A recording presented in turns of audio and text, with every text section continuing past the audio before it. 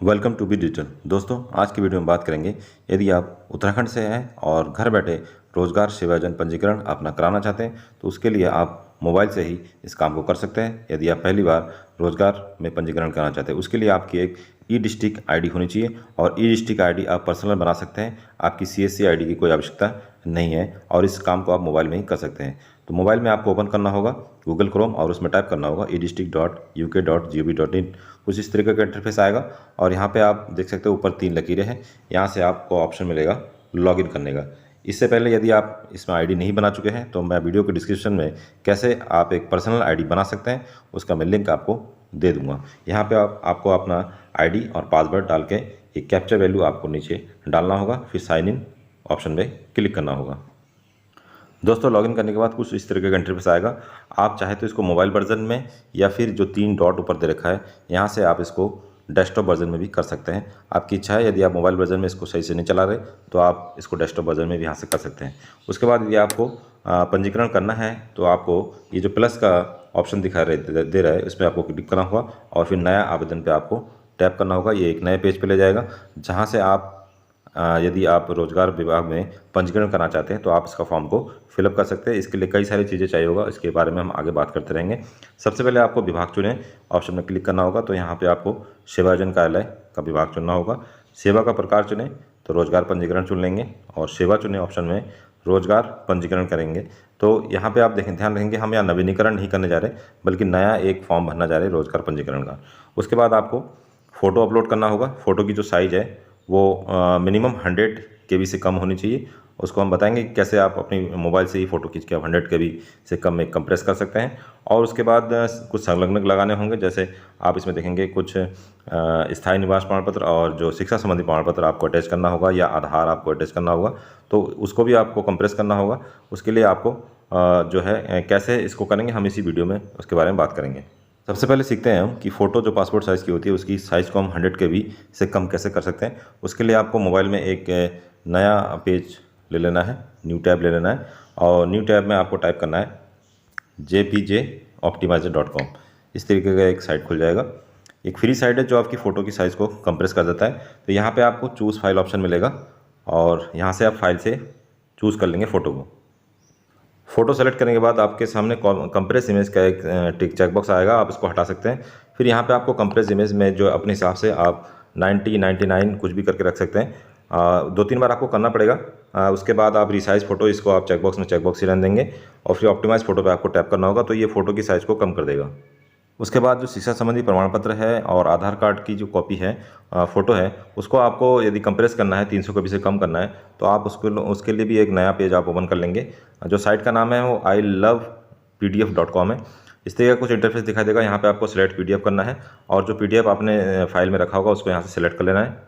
Select होने के बाद आपको राइट हैंड साइड में एक सेटिंग का ऑप्शन दिखाई दे रहा है। यहाँ पे आप जब इसको टैप करेंगे तो आपको यहाँ 3 ऑप्शन दिखाई देगा। सबसे पहले है लेस क्वालिटी हाई कंप्रेशन और दूसरा है गुड क्वालिटी गुड कंप्रेशन और तीसरा है less compression high quality less compression. तो आप इसमें से कोई भी चूज़ करके देखना पड़ेगा, आपको 2 या 3 बार करके देखना पड़ेगा। तो यहाँ पे आपको ध्यान रखना पड़ेगा कि जो आप यह PDF बना रहे हैं उसमें हाई स्कूल का प्रमाण पत्र और आधार कार्ड और निवास, ये तीनों चीज़ आप एक ही PDF में बना लेंगे तो बेहतर रहेगा। उसके बाद आपको ये जो नीचे क्लिक का निशान है यहाँ पे आप टैप कर देंगे तो जो आपकी PDF है वो कंप्रेस होकर आपके सामने आ जाएगी। फिर आपको यहाँ डाउनलोड ऑप्शन मिलेगा, आप इसको यहाँ से डाउनलोड करके वहाँ अपलोड कर सकते हैं। दोस्तों, आप देख सकते हैं कि हमने जो फ़ोटो अपलोड कर दिया है और जो PDF फाइल है उसको भी कंप्रेस करके यहाँ अपलोड किया जा चुका है। आप यहाँ देख सकते हैं, यहाँ संलग्न दस्तावेज देखें, इस पर टैप करके आपने जो भी PDF अपलोड किया है उसको आप देख भी सकते हैं। उसके बाद आपको नीचे यहाँ दिखाई देगा शिक्षा संबंधी प्रमाण पत्र की छाया प्रति। उसके बाद आपको आवेदन पत्र भरे में टैप करना होगा और फिर आपके सामने नेक्स्ट पेज खुल जाएगा। उसके बाद आपके सामने कुछ इस तरीके का एक पेज खुल जाएगा जिसमें आपको सबसे पहले आवेदक का नाम, पिता का नाम, माता का नाम, ईमेल आईडी, जो रेड स्टार जिसमें लगे सब आपको डिटेल इसमें जानकारी भरनी होगी। जन्म तिथि आप हाई स्कूल के अनुसार भर देंगे। पिता या पति का नाम, धर्म, सेवाजन कार्यालय आप जिस भी जिले से करना चाह रहे हो उस जिले को वहाँ सेलेक्ट कर लेंगे। साक्षरता स्तर में आपको सबसे जो अपर साक्षरता है, जैसे MA है, BSc है, जो सबसे हाई एजुकेशन है वो आपको यहाँ सेलेक्ट करना होगा।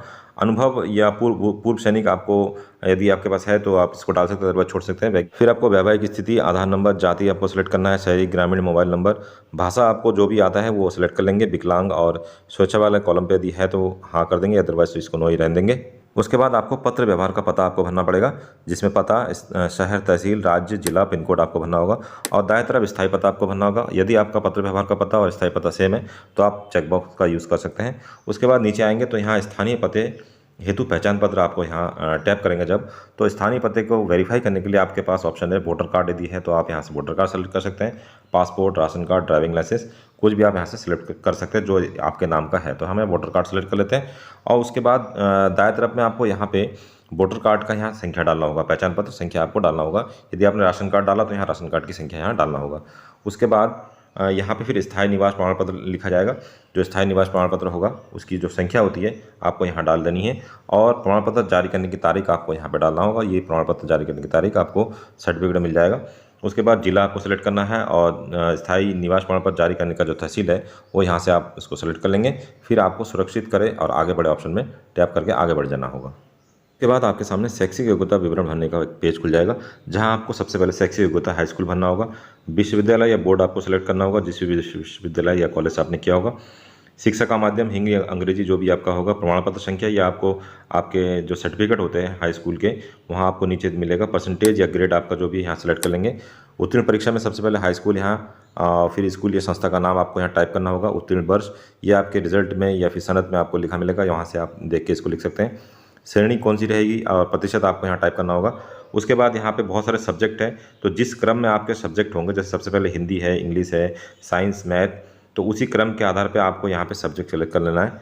सब्जेक्ट सेलेक्ट करने के बाद आपको फिर पेज के स्क्रॉल करना होगा। उसके बाद आपको शैक्षिक योग्यता जोड़े में टैप करना होगा और उसके बाद आप इसके बाद इंटर के, फिर बीए के, जो भी आपकी हायर एजुकेशन है उसको आप इसमें ऐड कर सकते हैं। आप देख सकते हैं कि जो हमने अभी हाई स्कूल का सूचना इसमें भरा है वो नीचे यहाँ दिखाई दे रहा है। आपको यहाँ डिलीट ऑप्शन भी मिलेगा, यदि आप इसको डिलीट करना चाहते हैं तो डिलीट भी कर सकते हैं।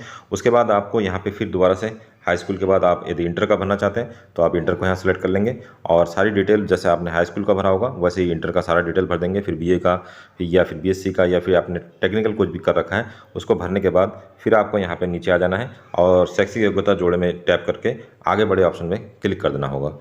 तो दोस्तों आप देख सकते हैं कि हमने हाई स्कूल से लेकर इंटर और बीए तक के सारे जो क्वालिफिकेशन है वो हमने ऐड कर दिया है। आप यहाँ देख सकते हैं ग्रेजुएशन, 12th और 10th का यहाँ ऐड कर चुके हैं। हम एमए का भी ऐड करने की कोशिश कर रहे हैं, लेकिन यहाँ नीचे पॉपअप आ जा रहा है only 3 qualification can be added, अर्थात 3 ही क्वालिफिकेशन हम यहाँ ऐड कर सकते हैं। तो उसके बाद आपको यहाँ पे आगे बड़े ऑप्शन पे टैप करके नेक्स्ट पेज में पहुँचना है। दोस्तों उसके बाद आप उद्घोषणा वाले पेज में पहुँच जाएंगे। यहाँ आप ध्यान रखिएगा, यदि आप जनरल कैंडिडेट है तो आपको यह अनुभव, विकलांगता, जाति, पूर्व सेवा, स्वेच्छा, ये सारी आपको यहाँ रेडी दिखाई देंगे। यदि आपने SC ST या OBC का फॉर्म आप भर रहे होंगे एम्प्लॉयमेंट एक्सचेंज में तो आपको यहाँ जाति का कॉलम भी आपको यहाँ भरना पड़ेगा। तो चूँकि हम यहाँ जनरल का फॉर्म फिलअप कर रहे हैं तो यहाँ पे आप सीधे उद्घोषणा वाले कॉलम पे आ जाएंगे। फिर एक नोटिफिकेशन यहाँ दे रखा है, इसको आपको पढ़ लेना है और फिर यहाँ पे चेकबॉक्स है ऊपर, चेकबॉक्स में टैप करके आपको सुरक्षित करें में टैप करना है। फिर आपके सामने प्रीव्यू और प्रिंट रसीद का एक ऑप्शन आएगा। आप प्रीव्यू ऑप्शन में टैप करके आपने जो भी डिटेल भरा होगा आप यहाँ से उसको देख सकते हैं और देखने के बाद फिर आपको बैक बटन दबाना होगा। उसके बाद आपको प्रिंट रसीद में टैप करना होगा और जो फीस है उसकी डिडक्शन आपको करनी होगी। उसके बाद आपके सामने एक पेमेंट गेटवे खुल जाएगा, जहाँ आपको यूज़र ID, यूज़र नेम और एप्लीकेशन नंबर आपको यहाँ दिखाई देगा।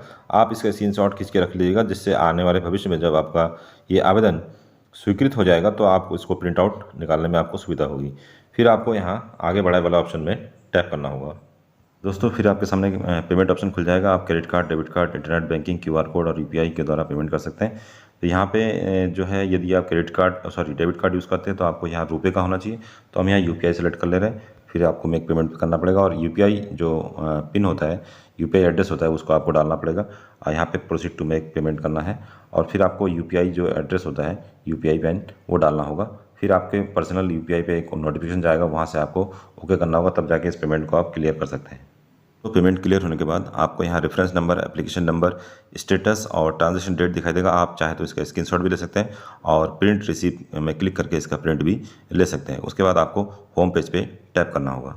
तो उसके बाद आपको दोबारा से लॉगिन करना है और लॉगिन करने के बाद आवेदन पत्र विवरण में टैप करना होगा और टैप करने के बाद आप यहाँ देख सकते हो आवेदन संख्या आपको यहाँ दिखाई देगा, प्राप्त तारीख, सेवा का नाम और सर्टिफिकेट जारी हुआ है या नहीं हुआ। जब आपका सर्टिफिकेट जारी हो जाएगा तो यहाँ हाँ हो जाएगा और भुगतान प्राप्त होने की स्थिति यहाँ हाँ दिखा रहा है। उसके बाद आप सर्टिफिकेट नंबर को डाउनलोड कर सकते हैं। तो ये था आज का वीडियो, जिसमें आपने देखा किस तरीके से आप घर बैठे मोबाइल के द्वारा ही रोजगार पंजीकरण में अपना रजिस्ट्रेशन करवा सकते हैं। तो वो रजिस्ट्रेशन होने के बाद आपको कुछ दिन वेट करना होगा, और वेट करने के बाद आपका प्रमाण पत्र आप खुद ही ऑनलाइन डाउनलोड कर सकते हैं।